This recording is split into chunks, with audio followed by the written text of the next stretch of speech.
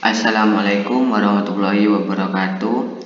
Sekarang saya akan menganalisis saham PTPA sama Andro.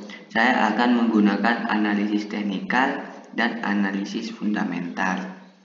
Nah, pertama saya akan menganalisis saham PTPA. Untuk teknikalnya, dilihat pertama itu kita lihat candlestick-nya seperti apa.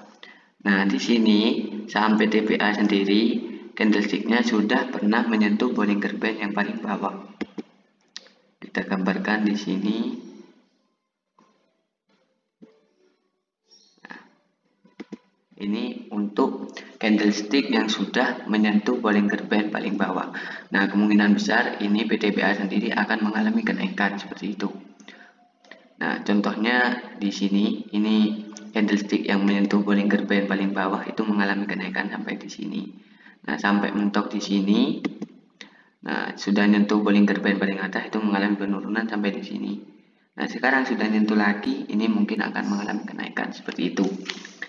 Nah, ini untuk Bollinger Band-nya sendiri. Nah, sekarang kita lihat untuk support sama resistennya. Nah, kita jadinya buat titik support. Nah, supportnya kita taruh di sini.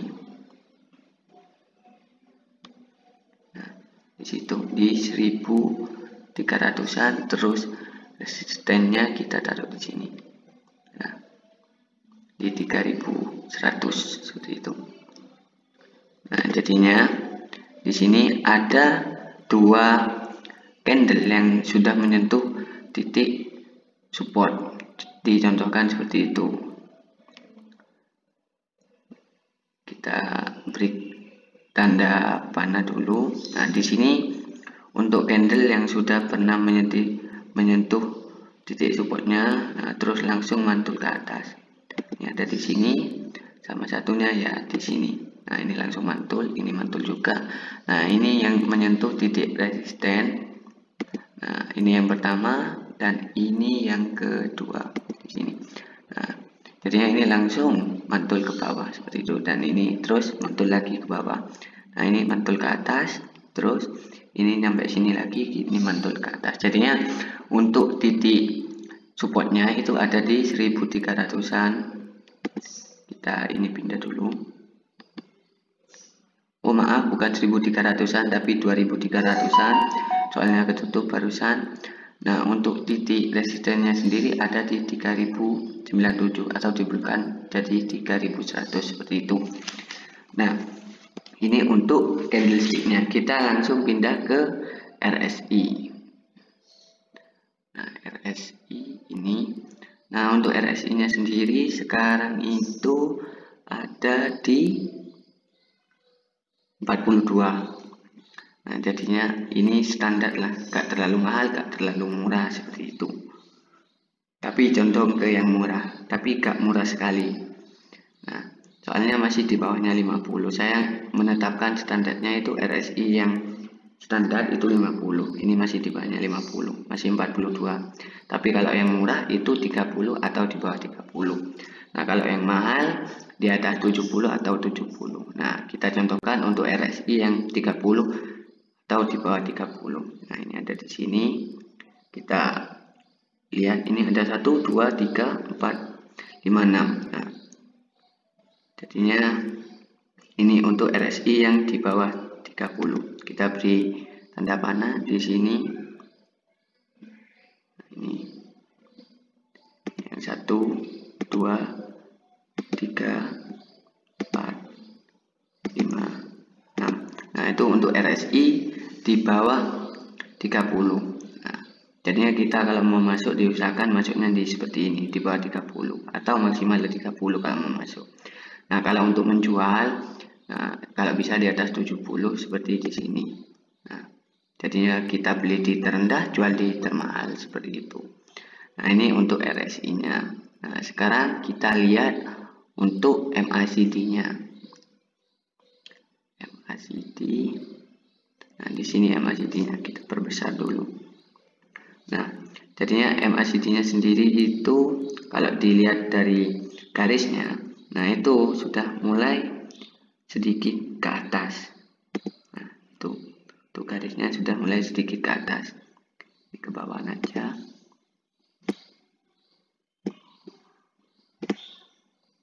Nah, itu sudah sedikit ke atas seperti itu. Nah, untuk histogramnya itu juga sudah mulai menipis ke atas malahan. Kita gambarkan untuk histogramnya.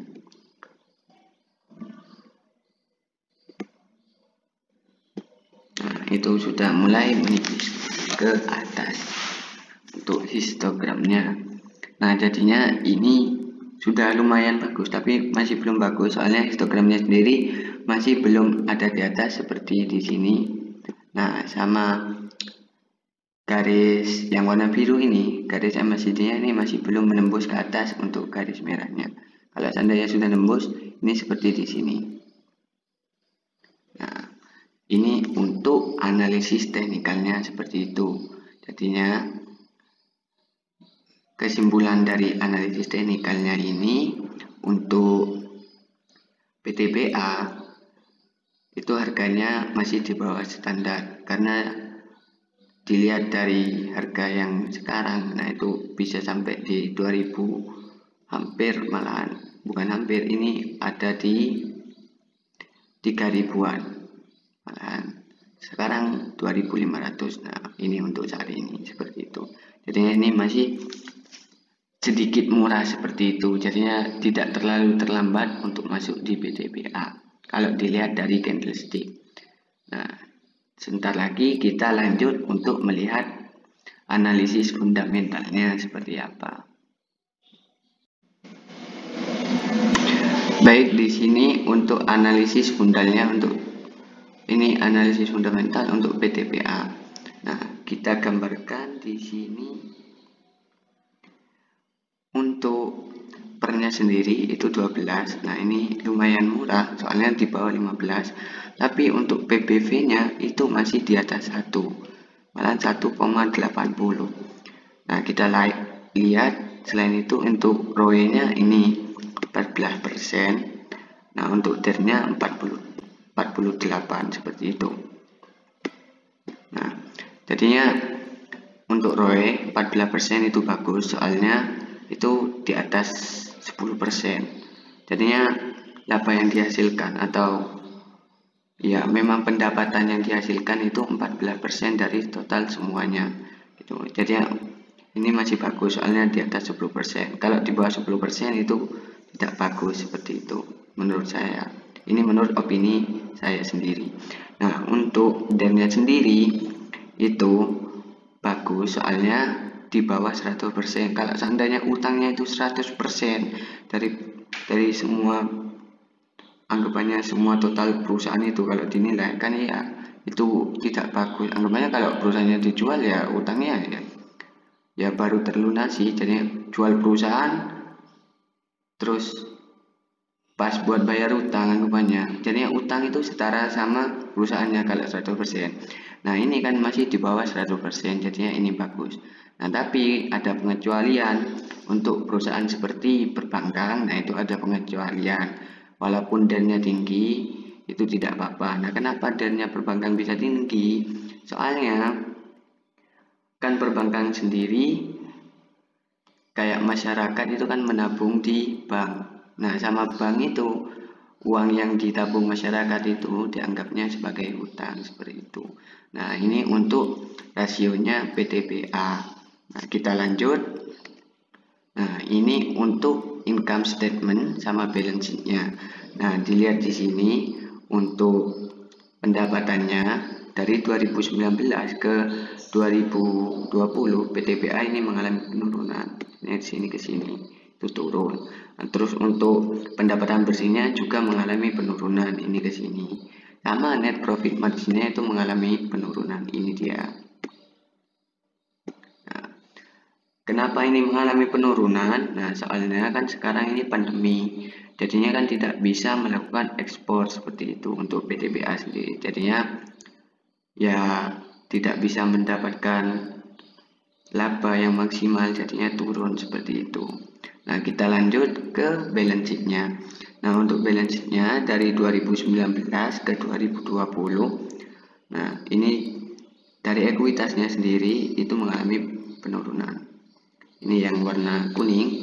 Nah, untuk liabilitasnya ini sama, jadinya masih aman untuk liabilitasnya. Nah, untuk asetnya itu juga mengalami penurunan. Nah, dan untuk DER-nya itu mengalami kenaikan seperti ini. Nah, ini untuk balance sheet-nya. Jadinya ini masih aman lah, soalnya ya ekuitasnya sendiri itu lebih banyak daripada hutangnya. Kalau seandainya hutangnya itu lebih banyak daripada ekuitasnya sama asetnya, itu baru tidak bagus, atau ini sudah bahaya kalau seperti itu. Tapi ini kan tidak, ini liabilitasnya itu paling rendah di antara ekuitas sama asetnya. Nah, kita lanjut untuk cash flow-nya. Nah, untuk cash flow-nya sendiri, untuk aktivitas operasi itu mengalami penurunan dari 2019 ke 2020. Ini seperti di sini turun. Kenapa kok turun? Ya dari kegiatan usahanya sendiri kan sekarang masih pandemi, tidak bisa melakukan ekspor seperti biasanya. Ya sampai labanya ya tidak maksimal seperti itu. Nah, tapi untuk aktivitas investasinya itu mengalami kenaikan. Nah, ini mengalami kenaikan. Nah, terus untuk finance-nya ini mengalami penurunan seperti itu. Nah, harusnya kalau seandainya kayak aktivitas operasi ini mengalami penurunan, harusnya aktivitas dari pendanaan sendiri itu mengalami kenaikan seperti itu. Dengan cara meminjam ke bank atau seperti apa agar aktivitas operasinya itu terpenuhi. Nah, tapi ini dari PTBA ini malah investasinya yang mengalami kenaikan untuk menutupi aktivitas operasinya seperti itu. Nah, mungkin kalau analisis dari PTBA ini untuk fundamentalnya masih bagus, soalnya dilihat dari ROE-nya sendiri masih di atas 10%, terus uppernya itu di bawah 15%. Nah, tapi untuk PBV-nya itu masih lumayan tinggi sih, 1,80. Nah, kalau dilihat dari situ untuk rasionya itu cuma tinggal nunggu PBV-nya untuk sedikit turun lah, jangan terlalu tinggi seperti itu. Nah, untuk cash flow, income statement, terus untuk balance sheet-nya, nah itu masih standar. Nah, soalnya kenapa turun kan gara-gara sekarang masih pandemi, jadinya harga batu bara sendiri itu menurun. Nah, seperti itu. Nah, jadinya menurut saya kalau seandainya memang ingin sekali masuk di PTBA, nah itu tidak apa-apa, soalnya tidak terlalu telat. Dilihat dari teknikalnya tadi, nah itu masih sedikit murah seperti itu, di harga 2.500-an. Sedangkan yang paling tinggi 3.100 seperti itu. Nah, mungkin sekian kalau dari PTBA. Selanjutnya kita lanjut ke Adro. Sekarang di sini kita akan menganalisis teknikal untuk Adro. Ya, seperti biasa, yang pertama sekarang kita lihat untuk Bollinger Band-nya atau candlestick-nya seperti apa. Nah, di sini, nah kita perbesar dulu. Nah, untuk candlestick-nya sendiri, di sini garisnya itu sudah disentuh sama candlestick di sini. Kita gambarkan.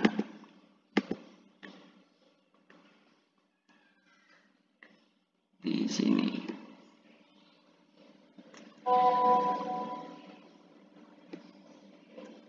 Nah, ini sudah nyentuh, untuk candlestick sudah nyentuh Bollinger Band paling bawah.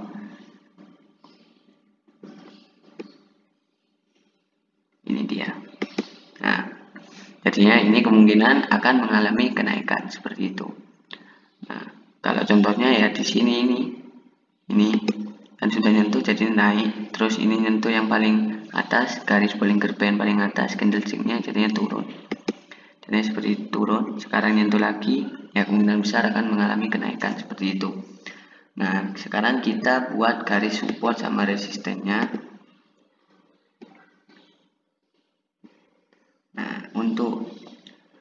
supportnya sendiri saya menentukannya di sini.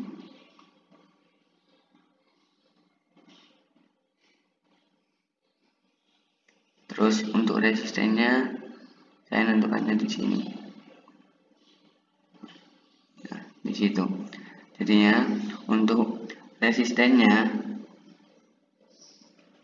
untuk supportnya maaf. Nah, ini ke atasan sedikit. Nah, di sini. Nah, ini contohnya ada di sini candle yang sudah menyentuh. Ini candle yang pertama. Di sini. Nah, ini candle pertama yang menyentuh. Jadinya nggak bisa tembus di 1160. Nah, ini candle yang kedua yang sekarang itu baru nyentuh. Jadinya tidak tembus juga. Nah, ini mantul lagi.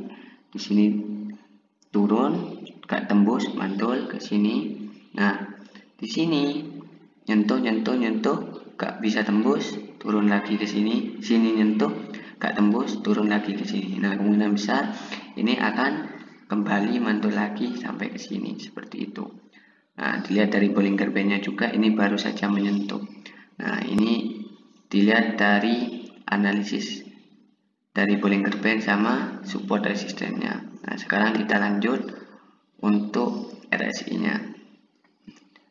Nah, untuk RSI-nya sekarang itu sudah nembus garis sinyalnya ya di sini nih, di garis di warna hijau ini. Nah, itu di RSI berapa nih? 35. Jadinya untuk RSI 35 itu ya akan mendekati 30. Nah, ini ya murah. Sekarang kan ya jarang masih. Soalnya kan dari IHSG sendiri kan masih tinggi. Nah, ini tergolong murah. Seperti itu. Nah, malahan ini kemarin-kemarinnya sudah sampai di bawah 30 di sini sama di sini. Nah, jadi kalau masuk sekarang tidak terlalu telat sih, soalnya masih 30-an seperti itu. Nah, kalau mau jual ya seperti biasa di atas 70 kayak di sini. Nah, di sini ini untuk RSI-nya. Nah, sekarang kita lanjut lihat untuk MACD-nya. Nah, MACD-nya sendiri kita lihat. Nah, untuk MACD-nya garis yang warna, oh maaf, ini bukan MACD ini. Nah, ini dia. Garis yang warna biru. Nah, ini sudah mulai sedikit ke atas. Kita hapus dulu ini.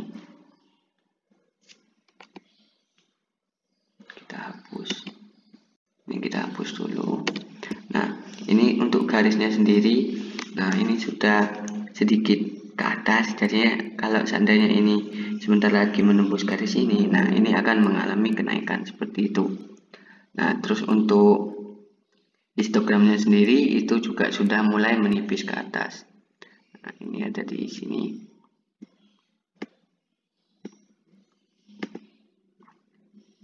Nah, kita ganti warna. Colornya ganti yang apa ya, yang merah aja guys.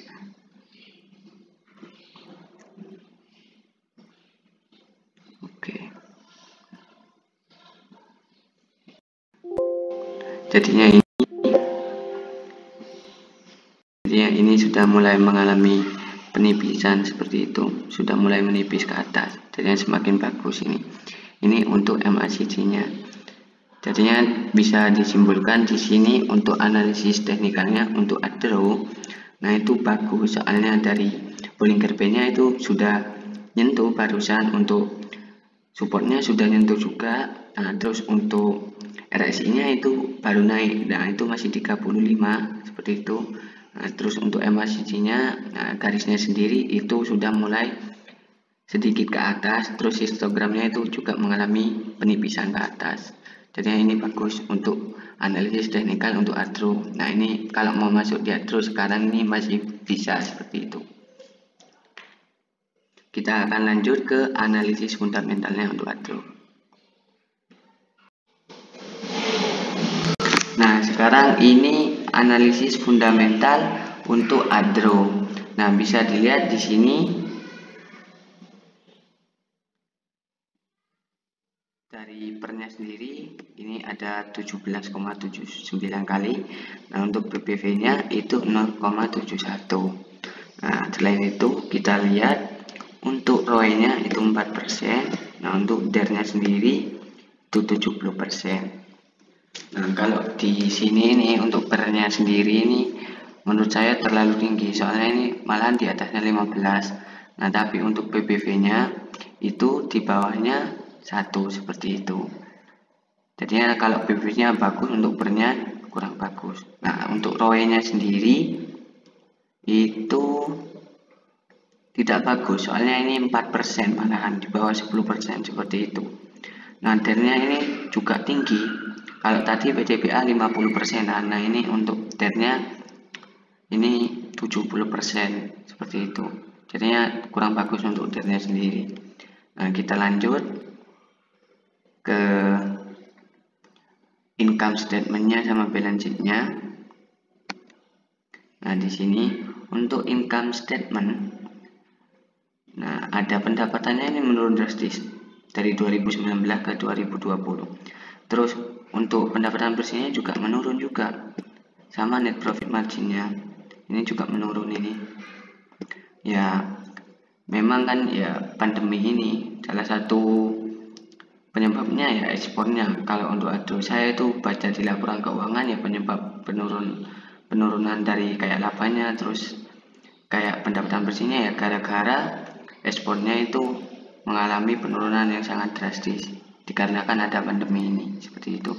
Nah, terus untuk balance sheet-nya, nah ini dari 2019 ke 2020 itu untuk asetnya yang histogram biru ini itu turun juga, terus untuk ekuitasnya itu juga turun. Nah, terus untuk liabilitasnya itu juga turun seperti itu. Nah, ini untuk balance sheet-nya. Jadinya ya turun semua gitu untuk Adro ini, kayak balance-nya, terus ekuitasnya sama liabilitasnya seperti itu. Terus kita lanjut ke cash flow-nya. Nah, untuk cash flow-nya sendiri untuk aktivitas operasi itu mengalami penurunan, ya penyebabnya tadi itu gara-gara pandemi. Nah, terus untuk aktivitas pendanaan, nah itu juga mengalami penurunan. Nah, terus untuk aktivitas investasi, nah ini mengalami kenaikan. Jadinya Adro sendiri itu untuk menutupi aktivitas operasinya itu memakai aktivitas investasi seperti itu. Jadinya kalau dilihat dari analisis fundamentalnya Adro sendiri, kalau sekarang mungkin kalau untuk jangka panjang kurang bagus, soalnya dilihat dari ROE-nya sendiri, terus dari pendapatannya itu masih di bawah rata-rata. Ini menurut opininya saya. Nah, tapi kalau untuk trading, nah mungkin itu bagus, soalnya itu baru menyentuh yang bawah semua gitu. Ini semua yang bawah sekiranya mantul itu baru disentuh kayak Bollinger Band, titik supportnya, RSI-nya seperti itu, terus MACD-nya. Jadi untuk Adro ini mungkin untuk trading beberapa hari ke depan mungkin bagus. Ini menurut opini saya pribadi seperti itu. Tapi yang namanya analisis itu tidak mungkin 100% betul seperti itu. Tapi saya sarankan lagi, kalau mau melakukan trading, kalau investasi gitu, itu usahakan milih saham-saham yang uptrend seperti itu. Nah, mungkin sekian analisis dari saya. Kalau seandainya suka dengan video ini, di like, kalau tidak suka di dislike. Nah, kalau ada yang mau ditanyakan sama mau request untuk video selanjutnya, itu bisa dituliskan di kolom komentar di bawah. Nah, jangan lupa untuk di subscribe sama di share video ini untuk perkembangan channel ini ke depannya. Oke, sekian, terima kasih. Assalamualaikum warahmatullahi wabarakatuh.